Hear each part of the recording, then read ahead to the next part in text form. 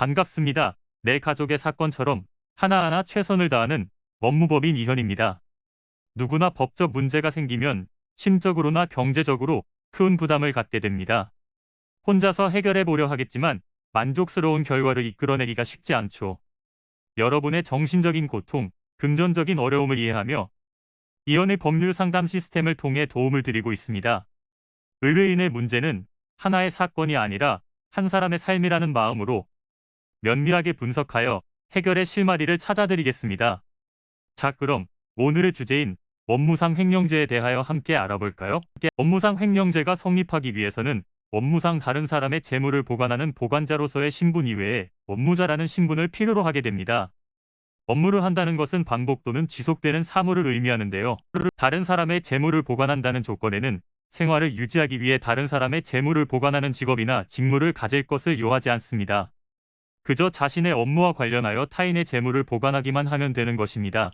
형법 제356조에서는 업무상의 임무에 위배하여 본죄를 저지를 경우 10년 이하의 징역 또는 3천만 원 이하의 벌금으로 규정하여 업무상 횡령죄를 처벌하고 있습니다.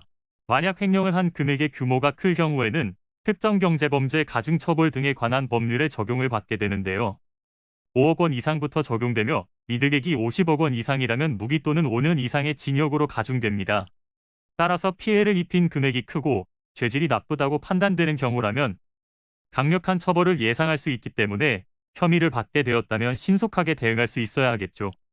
횡령죄의 성립에 있어 가장 중요한 것은 불법영득 의사가 존재해야 함인데요.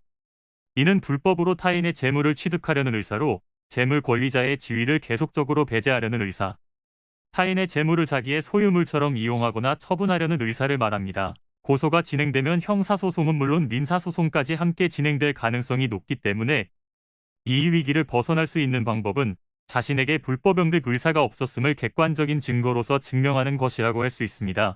만일 여러분이 판단하기 애매한 상황에 있다면 먼저 성립 요건을 확인하시고 사실관계를 확실하게 따져 의견서를 통해 자신의 주장을 명확히 할 수 있도록 지금부터 준비해 보시길 바랍니다. 이는 간단히 분석될 문제가 아닌 경우들이 대부분이므로 꼭 법률적인 상담을 받아보는 것이 현명하다고 볼 수 있습니다. 그리고 가능한 한 긴 싸움이 되지 않도록 최대한 빠르게 조치를 취하는 것이 좋습니다. 미루면 미룰수록 사건에 대한 난이도가 높아질 수도 있기 때문이지요. 가벼운 병도 방치를 하면 상당히 무거운 병이 되듯이 이 또한 역시 사전에 바로잡으셔야만 간단한 조치로도 해결할 수 있는 가능성이 높아지는 것입니다. 여러분이 골머리를 앓고 계신 그 사안, 저희 법무법인 이현에게 알려주세요. 이현의 법률 상담 시스템을 통해 든든한 지원군이 되어드리겠습니다. 간혹 변호사가 아닌 사무장 등과 상담하는 줄로 오해하시는 분들이 계시는데 이는 전혀 아니며 저희 법무법인 이현은 변호사와 1대1로 상담이 이루어진다는 점을 다시 한번 꼭 알려드립니다. 저희는 하나의 분야가 아닌 민사, 형사, 가사뿐만 아니라 비송사건 등 모든 것을 추구하고 있는 종합 로펌입니다.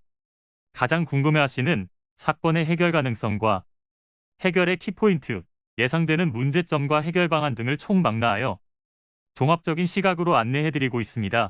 보다 정확한 상담을 위해 전국, 전 지역 상담 접수를 먼저 실시하오니 해당 화면에 보이는 번호로 먼저 연락을 주시면 친절한 안내를 도와드리도록 하겠습니다. 인터넷으로 법무법인 이현을 검색 후 홈페이지를 살펴보시고 와도 좋습니다. 언제나 의뢰인이 처한 상황을 이해하며 그 입장에서 생각하겠습니다. 저희는 법무법인 이현이었습니다. 감사합니다.